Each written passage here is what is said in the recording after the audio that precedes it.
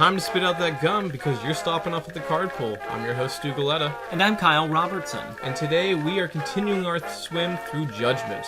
This is part 3 of our multi-part review of Judgment, where we look at the money cards today. You can also check out 2 of our previous videos where we discuss our top 10 hidden gems of Judgment. But without further ado, let's start off this week's review. Let's start off indeed with our number 1 money card, Kyle, and we're talking about a card called Mirari's Wake. This comes in at around $10. It's an enchantment that it costs 5 mana. 3 generic, a green, and a white. And it reads, creatures you control get a boost of 1/1. And also, whenever you tap a land for mana, add 1 mana of any color to your mana pool that land could produce. So this is a really good and really strong and serviceable enchantment in Selesnya.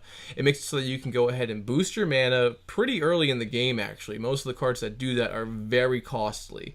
But it also gives you an Anthem effect in which your creatures have a bigger boost. And for 5 mana, that's very serviceable. It definitely is, Stu. This is probably like the premier mana doubling enchantment in all of Magic, and it also pumps your creatures too. I mean, how great is that? This can come out relatively early in the game because it's only 5 mana, and as we all know, there are ways to ramp up much more quickly than other people, and it can put you so far ahead of the competition so quickly, especially if you're running like a token deck, for example. I mean, come on. This is just crazy how good this is. Yeah, and with this being in green, and this is something green typically has access to, and if we look at cards like Regal Behemoth or Mana Reflection or even Zendikar Resurgent, like this just shows you how much green has this in its arsenal. But except if you add white, it lowers the cost. So for 5 mana, you get all these benefits. Now all these other ones have other effects that go with it, being all permanents, or you have something else with your creatures coming in, or card draw, etc.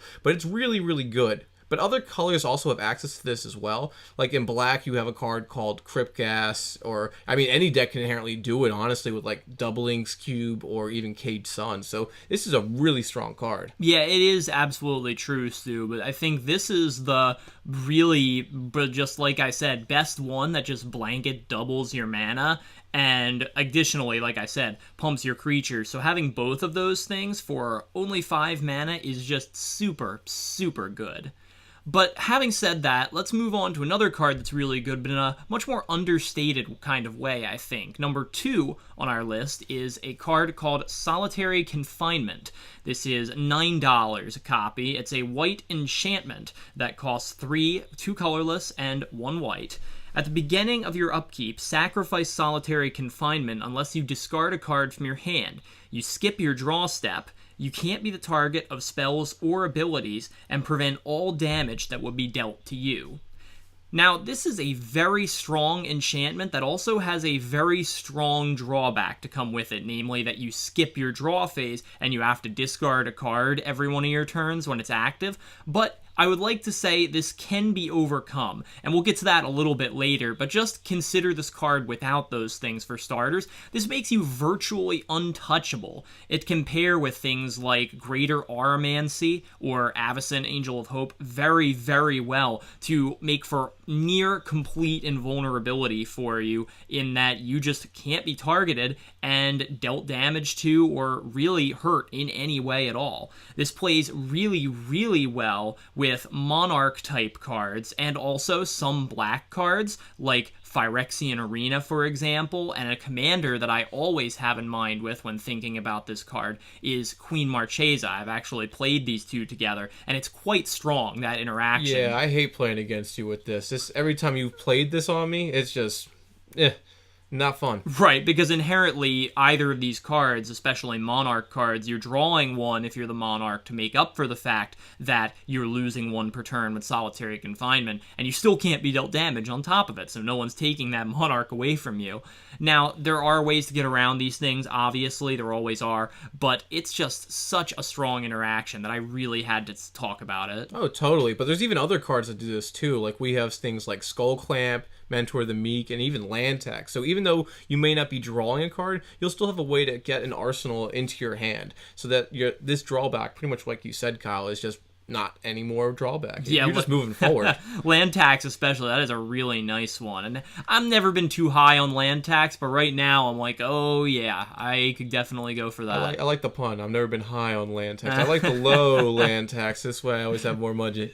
But seriously though, this is a great card, and definitely I think something that deserves a lot more attention than it has currently. Well, it does, but I mean, the price value does indicate that. Like, this is a $9 card. I think for what it does, it's reasonable for its cost. You're not jumping into the double digits, and I mean, you could probably get this for a decent trade. So. And you should note that it gives you Shroud, not hexproof, so you can't target yourself with a small number of things that do that, but still, you might want to, and that's worth noting. That's definitely worth noting. But moving along from that card and on to our number 3, actually. We're looking at a card called Test of Endurance. Now, this is an $8 card that is an enchantment as well. It costs 4 mana, 2 generic, and double white. And it reads, at the beginning of your upkeep, if you have 50 or more life, you win the game. Flat out, just win the game. And this is a card that is typically in very much a white fashion, because white loves gaining life. All cards do it. Lifelink is pretty much a white staple effect, right? You'll see it in black or black-white, but typically white just loves gaining life, and there's so many cards that go well with this. We definitely do, Stu, and looking back at cards that we've already looked at, like Epic Struggle, for example, where it involves alternate win conditions for the game, it can be destroyed before your upkeep comes around if you play it during your turn. It is true still, but I think this is more reliable than a card like Epic Struggle, because it's a lot easier, I think, to control your life total than to control the number of creatures you have on the field, for example. Well, yes and no. I mean, someone can go ahead and play something that's very simple, like target player loses this, or if you can't pay his condition, or those they really do an aren't attack. too common, though, aside from the really big stuff like Comet Storm and Fireballs and whatnot, which even a generic Fireball isn't that much played. Well, there is one card, I believe it's Sign in Blood, costs double black, and if you go ahead, target player draws 2 and loses 2, that's just a goofy way to kind of just stop someone from winning, but inherently they don't win. It's worth that. I'll give them the 2 cards. And that's a card you do see decently played in Commander. So. It's true, but this card actually reminds me of a number of other ones, like Felidar Sovereign, for example, being the key one, which this has a higher life threshold than Felidar Sovereign does, but that only requires you have 40 life, but still, this is harder to get rid of because Felidar Sovereign is a creature, whereas this is an enchantment. Enchantments are historically very hard to interact with in Magic. Most decks don't pack enchantment removal, so it can be kind of difficult to get off the field, more so than a lot of other kinds of permanents. And decks with a lot of enchantments, like Daxos the Returned, or decks that gain a lot of life, like Oloro or Karlov of the Ghost Council. Those exact examples I was thinking of I could think of ideal homes for this kind of card, yeah. Oh, totally. And, I mean, this is, especially in Oloro, like, how hard is it to get to 50 life? It's so simple. Yeah, And again, it's not hard at all. In Commander, you're at 40 life, so how hard is it to get 10 life? Like, you got Sarah's Ascendant, which is inherently turn 2, you're at that, unless you really don't know how to use that card. It's pretty pretty self-explanatory right there. And also, you got to remember a card like Aetherflux Reservoir, too, for example. That's just another really easy way to gain life. Yeah, and everyone's throwing that into their decks now, so that's a very common card that can really shine with this. Again, taking a look back at Test of Endurance, also, can we talk about how awesome that art is? Lucha! I guess a little bit like that. It looks like someone's trying to get like a low shot off on somebody else, which inherently that's what kind of a win con is.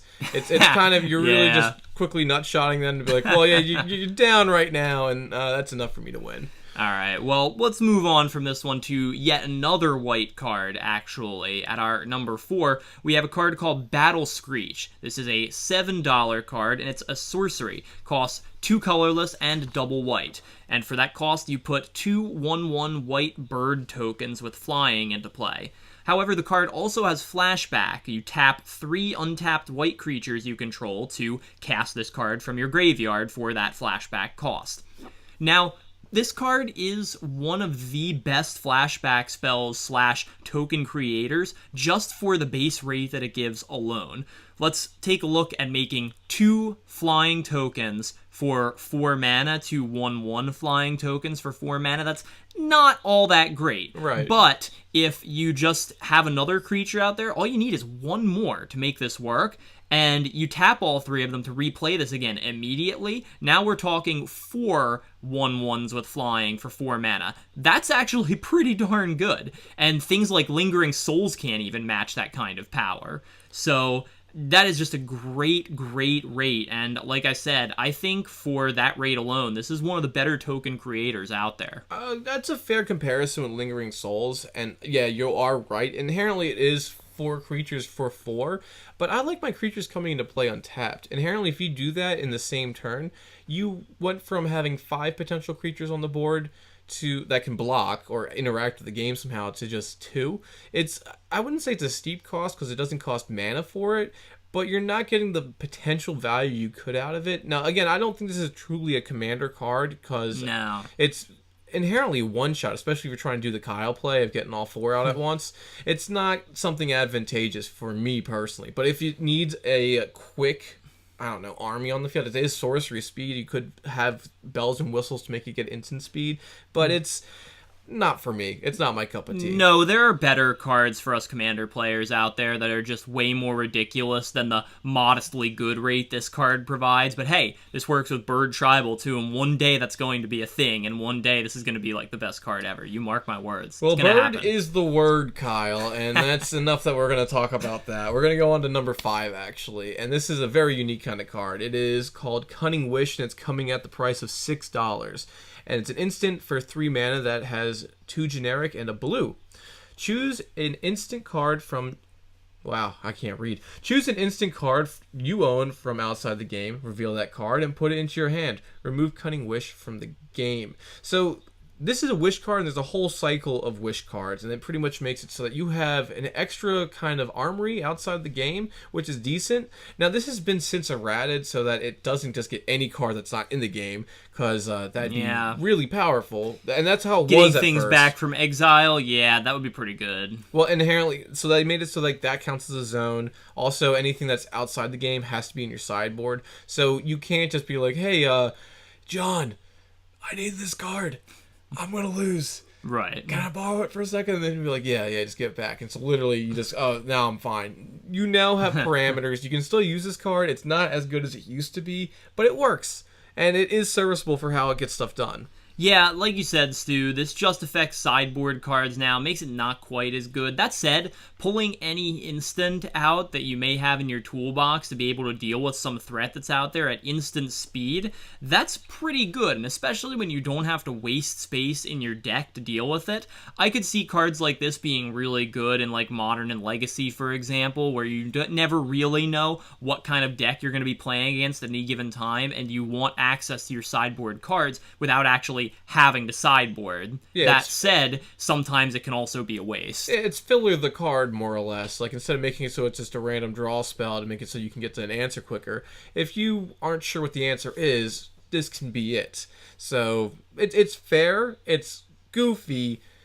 I don't like this one either, but it's blue, so it makes sense. I think it's the best wish card, probably, because they all focus on different types of cards, like creatures and enchantments and whatnot. Instants are just the best kind of card, I think, because they can interact with anything. If you were going to wish upon a star, would you wish for an instant?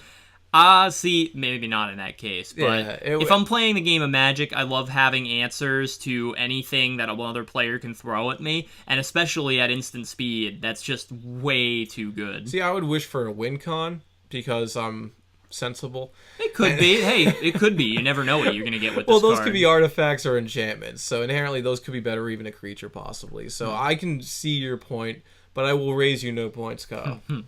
Alright, well, I guess we'll just move on then to number 6 on our list. And now we're looking at Genesis, which is a $5 card. It's green, a creature, incarnation creature at that, and it costs 4 generic and 1 green. It's a 4/4 as well. At the beginning of your upkeep, if Genesis is in your graveyard, you may pay 2 colorless, 1 green. If you do, return target creature card from your graveyard to your hand. Now, this, like Glory before it, is kind of the Big Daddy sort of card of the incarnations, And as you can note, it doesn't need a certain basic land type in order to use its ability. It just has to be in the graveyard. Yep. And it gives green some much needed recursion strategies in order to get back its expended resources. But if you look at other strategies that just kind of add green into them, like Sidisi Brood Tyrant being one of my absolute favorite commanders to use this with, those kind of self-mill strategies with Sidisi are kind of what make it this good as it is. You're basically just drawing more cards to get back later. I would classify this as my pet card is kind of Anger, but this is the second best incarnation behind Anger, in my opinion. It's great. There's so many good incarnations. There are, I know, and it's kind of unfair to just list them off like that, but it's great in any deck that uses lots of creatures and the graveyard, which makes it a pretty wide variety of decks that want access to this. Yeah, especially since it's mono. If it had another color in it, it would be a lot more restrictive. And considering Dredge is a huge strategy out there. Like, green has elements of Dredge, but not on its own. Usually needs black as a helping hand, or possibly even blue. So this is a key element for Dredge. And like you said, 3 mana to get anything back, that's really good. That's playing Eternal Witness, but for not any permanent or any card. It's right. Inherently for a creature, which is goofy for green, because green can get pretty much anything back from the grave that it wants. So it's really good in that front. It is true, and I can actually think of a new commander from Dominaria that really benefits from a card like this, Muldrotha, the Gravetide. Yeah, well, actually, Muldrotha could potentially say it does one better than Genesis right here, because it can do so much more than just one creature. However, you do have to pay the mana cost. This creature can be taken off the board. The other one, it's in the grave, and you're going to get the effect regardless. And Genesis is just such a strong card. Like, it has to be taken out of the grave. That's pretty much, there's no ifs, ands, or buts. It just gets discarded right away in the game. It's going to be a problem for the late game, mid game, everything else in between. Even late game, like, if you're in trouble, play this. Sure, just be not surprised when somebody goes ahead and exiles it, because after that, they're going to be like, yeah, I know what potential you have kicking in here. It's not a surprise. Yeah, that's just the only thing. It suffers from the same problem that all the other incarnations have, which is when they're on the field, they don't do anything. They need to be in the grave to actually do something, and sometimes that requires jumping through a few hoops. Well, not all incarnations. And yes, I'm talking to you, Vigor, who just absolutely loves to bounce out of the grave whenever it gets a chance. So this is the older cycle of incarnations in which they call it home. But enough about this card. Let's move on to number 7. All right, well, taking a look at number 7 here, we got Spelljack. It's a this is my instant. Card. Yeah, I thought you were going to talk about this. No, I'm talking about Spelljack. Oh, so you're stealing this. All right, I see how this works. This is my card, Kyle. Spelljack is at $4 and is at number 7, Kyle. And it reads, it's an instant that costs 6 mana. It costs 3 generic and triple blue, which firmly puts it in blue. And it reads, counter target spell. If it's countered this way, remove it from the game instead of putting it into its owner's graveyard. And as long as it's remained removed from the game, you may play it as if it were in your hand without paying its mana cost. And if it had X in it, X is now 0. So this is really, really strong for the fact that it takes a card out of the equation. And there are counter spells that do that already, or maybe even do it for a lower cost. And there's tons of other ones out there. We have stuff like Aether Snatch, we have Plasm Capture, we have stuff like Desertion, in which you're able to go ahead, counter the spell, and get the advantage for yourself. And it's really, really powerful and strong doing that, especially for 6 mana. And as you can see with these mana costs, this isn't a cheap effect to get. Only Plasm Capture gives you that, but it's not even giving you the card, it's giving you mana. And Desertion is the only one, I think, of this card type that actually came before Spelljack, not taking other people's stuff, but just countering something and then being able to play it for yourself, because so inherently you're stopping it from ever being played for somebody else in the first place. I think that 6 mana, especially with triple blue, is a lot to pay for just a basic counter spell, and it can be a bit difficult to play at times, but just think about getting another card, and who knows how expensive that card was to play, for free without it ever hitting your opponent's board. That's really, really good. It gives you a huge advantage. The only thing that's kind of lame is it doesn't work with the commander.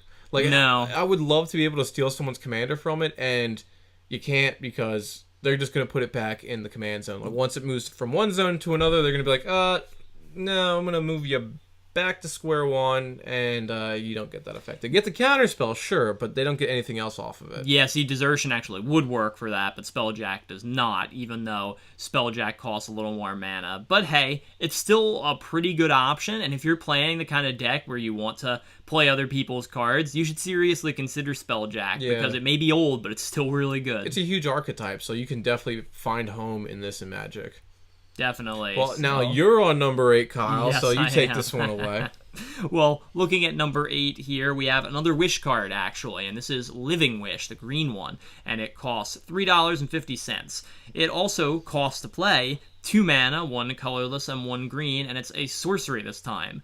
So you choose a creature or a land you own from outside the game, reveal that card, and put it into your hand, remove Living Wish from the game. Exile it, as we say nowadays. I'd say this is a pretty good wish, but like I was saying with Cunning Wish earlier, since creatures and lands don't really interact with anything at instant speed most of the time, it's not quite as good as the blue one. Lands definitely interact at Yes, instant speed. but you have to play them first, which you cannot do instantly, if you know what I mean. Oh, I dig. So, in other words, what lands really are you likely to have in the sideboard? I can't really think of a case where you'd sideboard lands, even competitively. I mean, there's a couple where it affects, like, legendary creatures or, like, creatures of a certain color that are legendary. But if you're already using those or on a sideboard, they should be in your deck already. So Right, it doesn't really make sense for that. So inherently, you're going to want this for the creature effect. And honestly, I think Eldrami's Call does that, or however you enunciate the card. Eldrami's Call does this one better for, like, literally just adding white into the card's mana cost.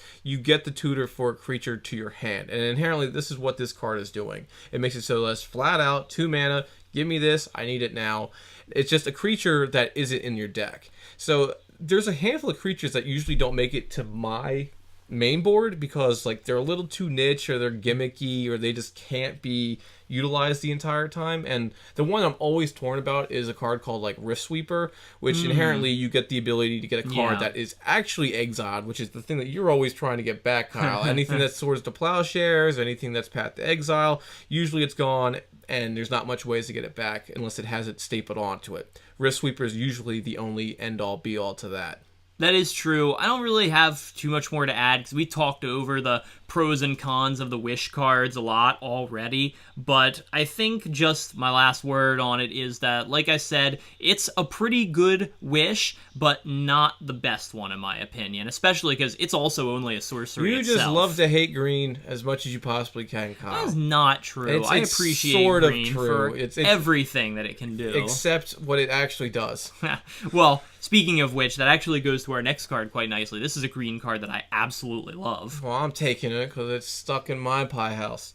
So at number 9 for $3, we have Sylvan Safekeeper. Now this is a creature that costs 1 mana, and it is a Forest Solely for a wizard with a 1/1 body. And it reads, sacrifice a land, target creature you control can't be targeted of spells or abilities this turn, which is inherently Shroud. So this is a very good, very serviceable card that for a small payment of a land, you can keep a creature alive, and there are tons of decks that work with this. There absolutely is, Stu, and one of the reasons I love this card so much is because it plays so well with cards like Titania, Protector of Argoth, or even the Gitrog monster, if you want to add another color to it. Really works well in a lot of decks that like to sacrifice lands, and because it's a free sack outlet, can lead to infinite loops that really can't be stopped because this card sacrifices at instant speed. The free Shroud is really great, and if you're not likely to miss the lands, then go for it. Why not? The Gitrog monster draws you a whole bunch of cards. Titania gives you a whole bunch of tokens. Either way, this card is just great because not only does it make these potential card advantage engines for you, but it also gives the key creatures Shroud. So nobody's going to be getting rid of them while you're doing what you're going to do anyway. It's another form of great protection, and sometimes you'd rather lose a land. And especially for, like, since, I don't know, how late in the game is it really happening? In green, how many lands are you really going to have access to? Yeah. It's going to be huge. Like you were saying, Kyle, pretty much this is another form of Lightning Grease. But green has access to this, and green can tutor for this creature. So inherently, it's better for green inherently than the artifact, because, I mean, how does green truly interact with the Greaves? Really, though, and this is also a great combo with things like Crucible of Worlds, Life from the Loam, Raminep Excavator. Those are just more that I'm naming off the top of my head because you can actually replay the lands you sacrificed in a lot of cases. Yep. And like you said, Stu, this is super tutorable. You can Green Sun Zenith this thing out on as early or late, I guess, as turn 2. It'd just be really, really easy to get this thing out there. And it's even a wizard, which makes it somewhat relevant as a creature type, but I'm not sure how many green wizards are really out there. Any of those. Like, you'd rather this be an elf, honestly, because it's just so goofy as a wizard. Yeah, maybe you would, but in any case, let's go to actually another 1-mana card, which is let's not go there yet. I want to talk more about Crucible Worlds interacting with this, because literally, like you were saying, it makes it so it has the replayability, which is super strong. So, like, if you think about a card like Strip Mine, which comes into play on tap it for mana, or you can tap 1 and destroy target land. Oh, yeah. Having Crucible is really good, because you can take out their lands and grow yours, so inherently you don't fall behind, but your opponent will. But with other cards like the Rampant Excavator, how do you say that first one? Raminep Excavator. The guy from the Almond Cat series, where it pretty much is Crucible of Worlds on a stick. You get the ability of doing that too. So the sacrificing a land might not actually put you back, which is really powerful, because normally that would hurt. But now we have options against that. Oh, yeah, definitely. And just more, I'm sure, as the game progresses. But let's go on to number 10 to round out this list. For $2, we have Cabal Therapy. This is a sorcery that, like I said, costs 1 black mana to play. Name a non-land card. Target player reveals his or her hand and discards all cards from their hand with that same name. Also, sacrificing a creature, it has a flashback cost, which again means you can play the card from your graveyard. This is very attractive as a discard spell because the flashback cost is very, very cheap. And again, this card costs 1 mana, and it is so easy to play. It's basically just paying 1 mana to make someone discard 2 cards of your choice. That is very, very powerful. It can be targeted, which is great, but you also have to know what your opponent is playing. So I guess you have to have a little bit of foreknowledge there. It kind of reminds me of Thoughtseize, like a lot. Although Thoughtseize doesn't require as much foreknowledge, it kind of gives you all of that knowledge. So conjunction, partner these two things together. That would be just a way to absolutely wreck somebody's hand. Yeah, I agree, 100%. I don't know about foreknowledge. 3 is a magic number for me, Kyle. But it actually is inherently just as good if you think about it for a creature cost, just because you're going to hit at least 1 card. Even if you call it wrong, you sack a creature, you'll get the other card. And especially, you'll get the one that you truly want. If you go in blindly on your first turn, you go ahead and you just flat out name a card, you're gonna maybe whiff. Now, this is something better on like a turn 2 and round 2 in tournaments. This way you can go ahead and have a better idea of their combo pieces. Even if you miss a key piece, you can still get something. And it gives you an advantage. You will have to lose a creature, so it's not exactly a 1-for-1 at that point. But again, good option. It's not really a commander kind of card, but it is a valuable card. Well, obviously not a commander card, because this relies on the idea that you might have more than 2 of the same card in somebody's hand, and obviously you can't name lands. But still, imagine that. I mean, if you got lucky enough, somebody has 2 or 3 copies of the same card in their hand, and maybe it's just like a really good card that they need for their game plan. Wow, getting rid of 3 cards for 1 mana, that is incredible right there. Well, the only thing you could really get in Commander would be Relentless Rats, and what's the other one? The Shadowborn Apostle. Well, now Rat Colony, because that's a thing too. So yeah, you could, but you would have to know your friends are using that, and then that means you're forming your deck against that, and they're just going to hate you doing that. That's not cool. That's just dickery. Yeah. At its worst. So I wouldn't do that. Clean magic, everybody. Don't be doing that. Yeah, but still, like I said, I think people might want to consider playing this card in older formats like Legacy. This obviously can't be played in Modern, but I'm not sure if it is, but I could definitely see it being played there for sure. Yeah. But looks like that is going to be the end of our pool time for today. And if you like these cards that we had in our pool today, let us know. Tell us which ones are your favorite and how you see a home for them in Magic. You can also let us know either in the comments down below, or you can reach out to us on social media at our Reddit, Twitter, and Facebook pages, all with the handle MTG The Card Pool. And of course, stay tuned for next week when we will be wrapping up our look at Judgment with a, well, Judgment on the entire set as a whole. We're going to be judging Judgment, and that is a fact. And until then, I'm Stu Galetta. And I'm Kyle Robertson. And we'll see you next time at the card pool. Yeah, you got it. Yeah.